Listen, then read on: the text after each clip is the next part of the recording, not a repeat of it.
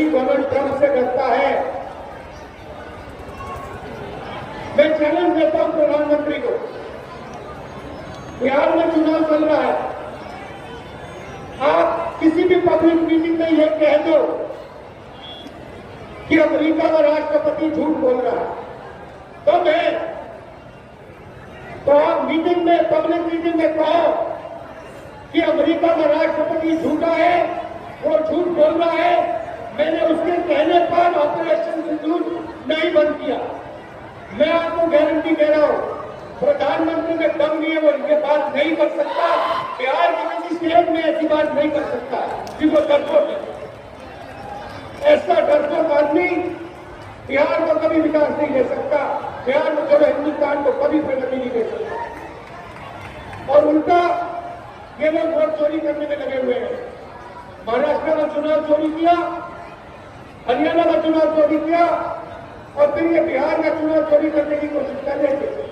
इसलिए हमने यहाँ पे वोटर अधिकार यात्रा शुरू की, पूरे बिहार में हम गए और आपने पूरे दम से अपनी आवाज उनको सुनाई।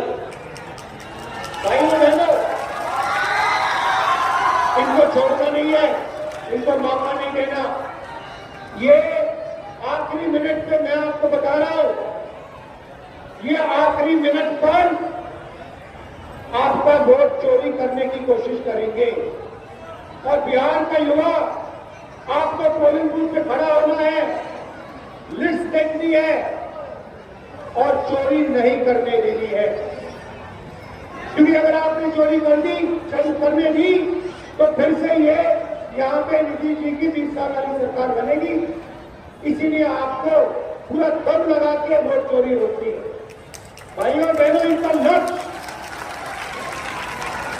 लक्ष्य अदानी और अंबानी को फायदे पहुंचाने का है। इनका लक्ष्य अम्बेडकर जी के संविधान को खत्म करने का है। ये पिछले 20 साल से नीतीश जी का राज है।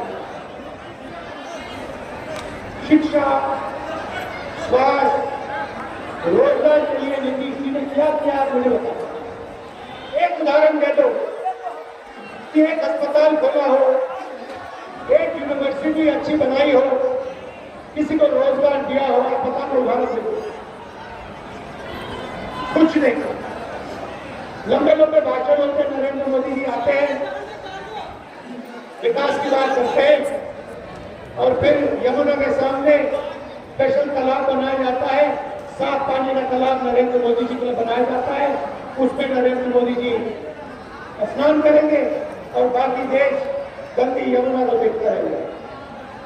ये दो हिंदुस्तान बन रहे हैं, एक अमीरों का, अरबपतियों का, अदानी अंबानी का, और दूसरा गरीब जनता का, किसान का, मजदूर का, बिहार के युवाओं का।